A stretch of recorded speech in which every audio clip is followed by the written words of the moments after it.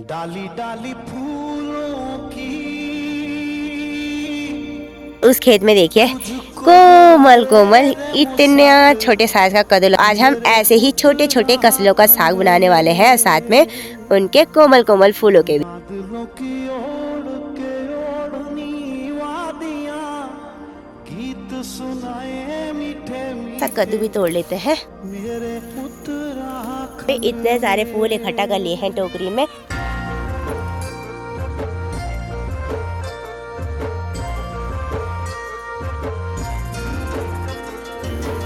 डाली डाली फूलों की।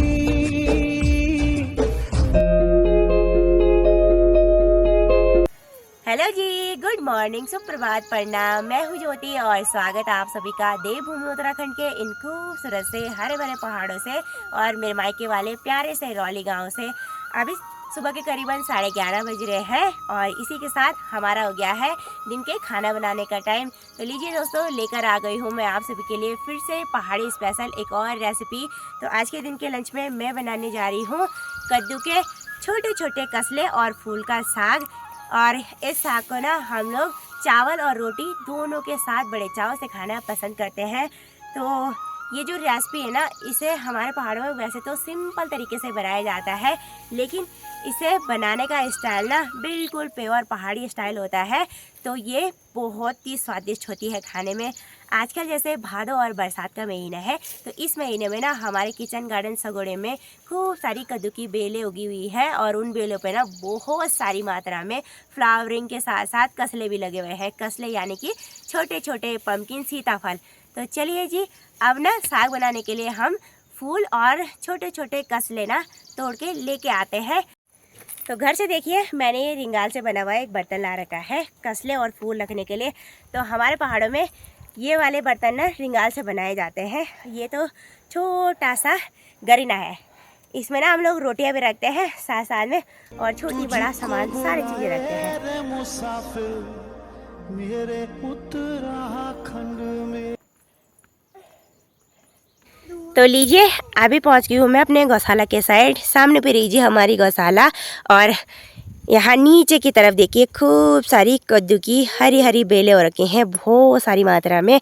और आज का साग बनाने के लिए ना हमें इन्हीं बेलों से फूल और कसले इकट्ठे करने हैं। तो आज वीडियो शूट करने के लिए माँ आ रखी है मेरे साथ। तो देखिए माँ ना अभी यहाँ नीचे वाले खेत में गई हुई थी और उस खेत में देखिए कोमल कोमल इतना छोटे साइज का कद्दू लगा हुआ था और माँ तोड़ के भी ले आई है। इसी के साथ देखिए माँ ने छोटे छोटे सीताफल, पम्पकिन और इनको ना हमारे पहाड़ों में कसले बोलते हैं, तो ये भी तोड़ के ले आई है। तो आज हम ऐसे ही छोटे छोटे कसलों का साग बनाने वाले हैं, साथ में उनके कोमल कोमल फूलों के भी। तो इनका साग बड़ा टेस्टी बनता है, साथ में बहुत कम समय में बनके तैयार भी होता है। और इसी के साथ देखिए इतनी बड़ी साइज की काकड़ी भी तोड़ के ला रखी है। अभी मैं गौशाला के पीछे साइड आ गई हूँ और यहाँ नीचे की ओर देखिए इस झिरकते में ना पूरी बेल डाल रखी है। और बेल भी ना कद्दू की नहीं बल्कि काकड़ी की भी है। और कद्दू भी दो किस्म के बो रखे हैं मम्मी ने, एक तो गोल वाले और दूसरे लंबे लंबे वाले।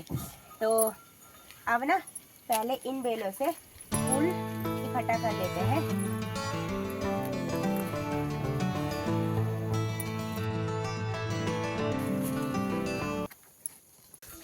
यहाँ पे कद्दू की बेल तो हो रखी है, इसी के साथ ना काकड़ी की बेल भी हो रखी है।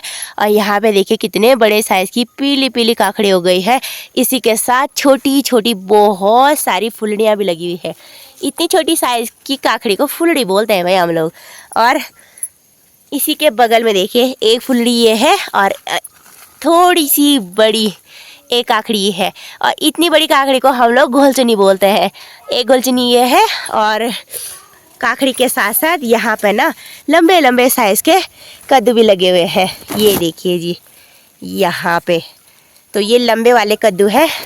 तो एक कद्दू ये भी है और इसी के साथ यहाँ देखिए नीचे की ओर भी बहुत सारी काकड़ी लगी हुई हैं भाई। तो एक कद्दू तो देखिए ये लगा हुआ है भाई। तो ये वाले कद्दू ना इतने लंबे लंबे होते हैं ना। अभी तो ये हरा है और कुछ टाइम बाद जब ये पूरा बड़ा साइज़ का हो जाएगा ना, बहुत बड़ा होगा। तो दोस्तों ये जो कद्दू की बेल होती है ना, इस बेल के पत्ते से लेकर डंठल और बड़े बड़े सीताफल, इन सारी चीज़ों की सब्जियां हम लोग बनाते हैं। तो आज मैं सोच रही हूँ कसले फूल और इसके हरे हरे आगे के कोमल कोमल पत्तों का मिक्स साग बनाऊंगी। तो अब ना मैं यहाँ से कोमल कोमल पत्ते और ये आगे के ऐसी वाली डंठल तोड़ लूंगी।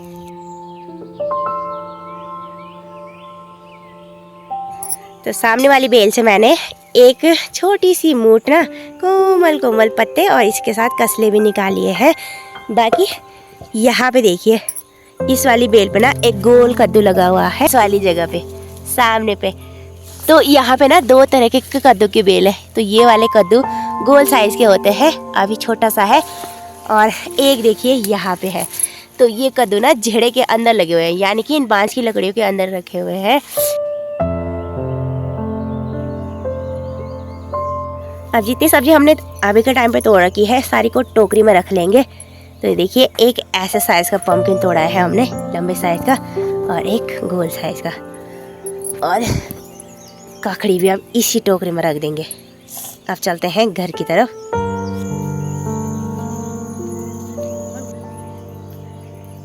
तो चलिए जी, साग को लेकर मैं घर पे आ गई हूँ, और अब ना हम चलेंगे घर के पास वाले किचन गार्डन में और वहाँ से कद्दू के फूल तोड़ के लाएंगे। तो इस साइड देखिए, नीचे नीचे की ओर बहुत सारे फूल खिले हुए हैं। अब यहीं से ना फूल तोड़ लेंगे जितने हमें चाहिए।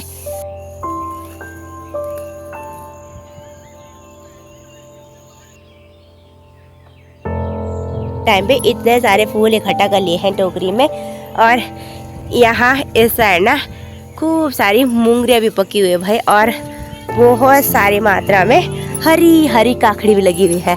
और यहाँ पे ये वाली तो बहुत पीली हो गई है।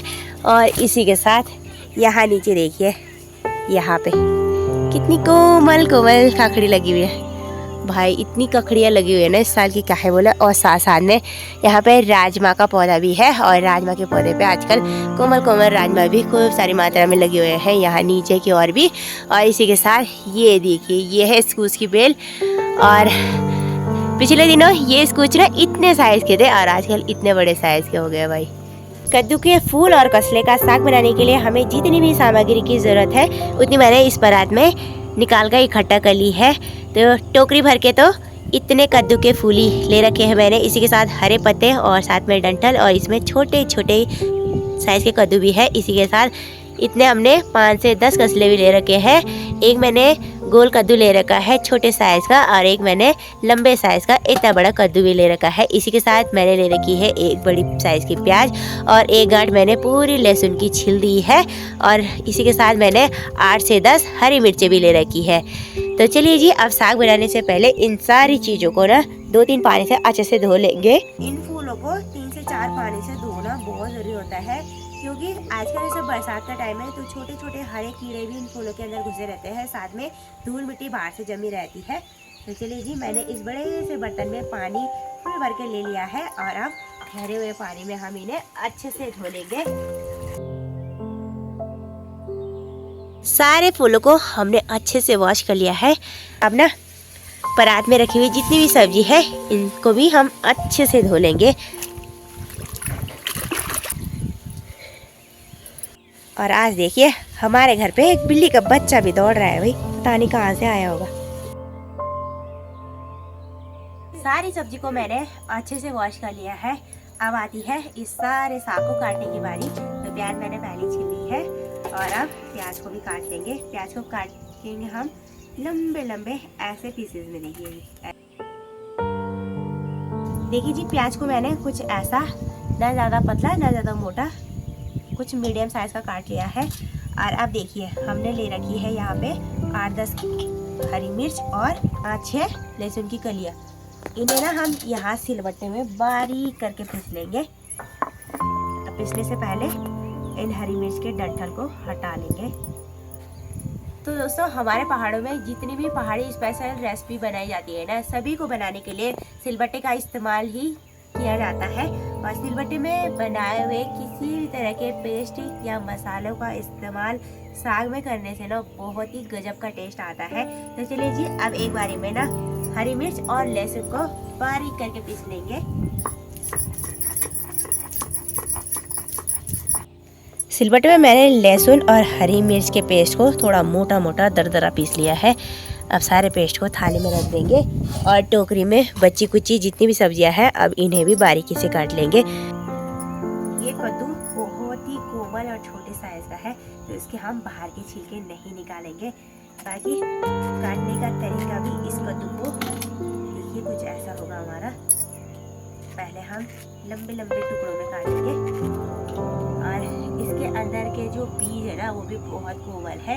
इनको डालने से ना साग का टेस्ट और भी बढ़ जाता है तो हम इन्हें हटाएंगे नहीं कद्दू से।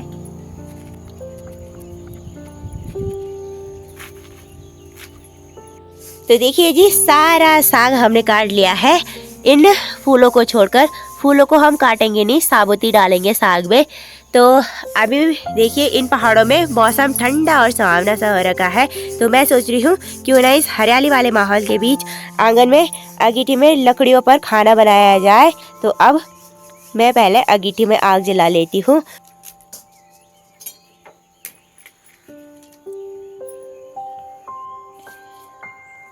दो ही सेकंड में चूल्हे में शानदार सी आग भी जल गई है। अब साग को बनाएंगे हम लोहे की कढ़ाई में। इस कढ़ाई में बनाया हुआ साग ना बहुत टेस्टी होता है और साथ साथ में आयरन की भरपूर मात्रा होती है भाई इस कढ़ाई के बने हुए साग में। तो चलिए जी कढ़ाई भी मैंने चूल्हे में चढ़ा दी है। कढ़ाई तेज गरम हो गई है। अब साग को बनाने के लिए मैं इस्तेमाल कर रही हूँ सरसों के तेल का। तो भाई सरसों के तेल में बनाया हुआ साग ना बहुत टेस्टी होता है खाने में। कढ़ाई में मैंने 2 बड़े चम्मच तेल डाल दिया है। 1 सेकेंड में ही तेल तेज गरम हो गया है में।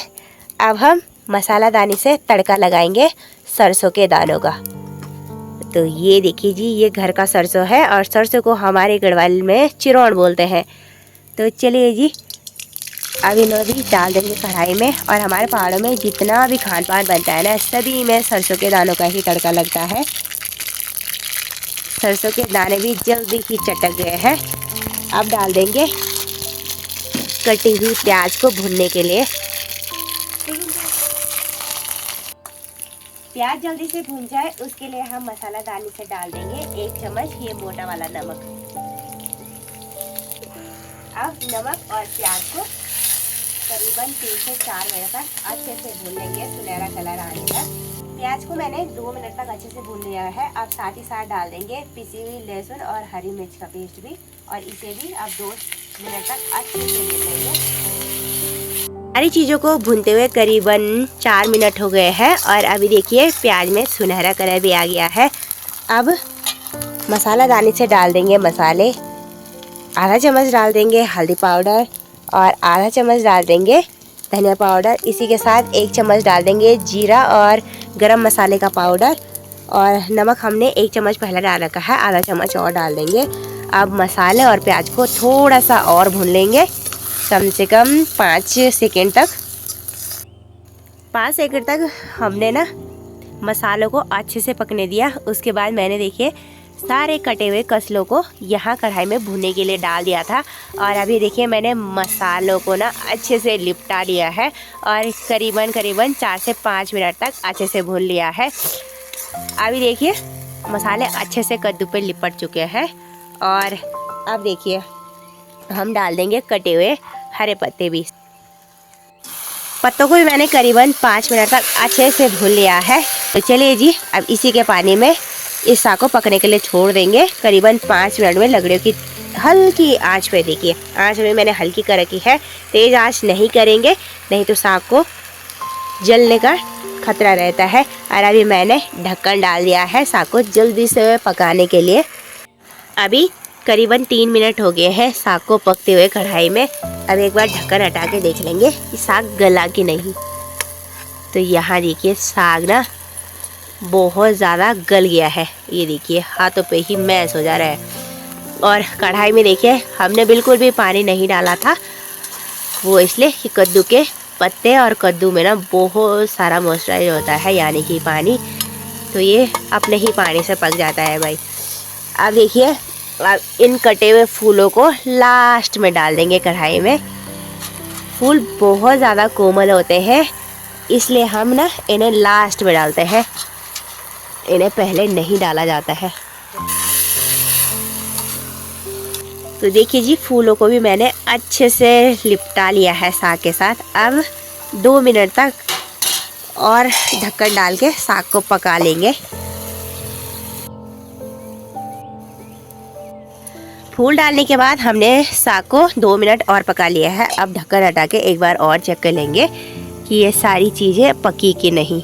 तो देखिए जी, सारी चीज़ें अच्छे से गल गई है। फूल, कसले, हरे पत्ते, देखिए साग का टेक्सचर भी बिल्कुल चेंज हो गया है, गाढ़ा गाढ़ा और पका हुआ बिल्कुल। ये देखिए जी, भाई साग को देख के ही मुंह में पानी आ रहा है।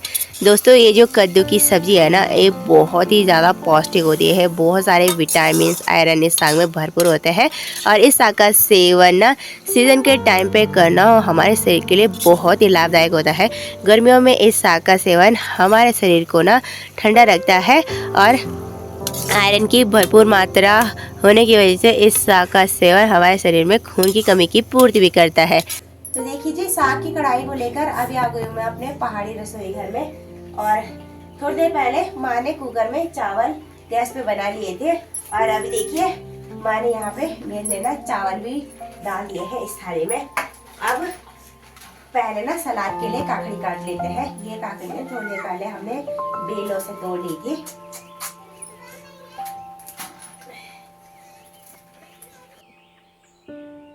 तो लीजिए, मेरी लंच की थाली भी पूरी तरह लग के तैयार हो गई है। आज के लंच में हमने बनाया है कद्दू के फूल, कसले और हरे पत्तों की मिक्स सब्जी। इसी के साथ हमने बनाया है चावल।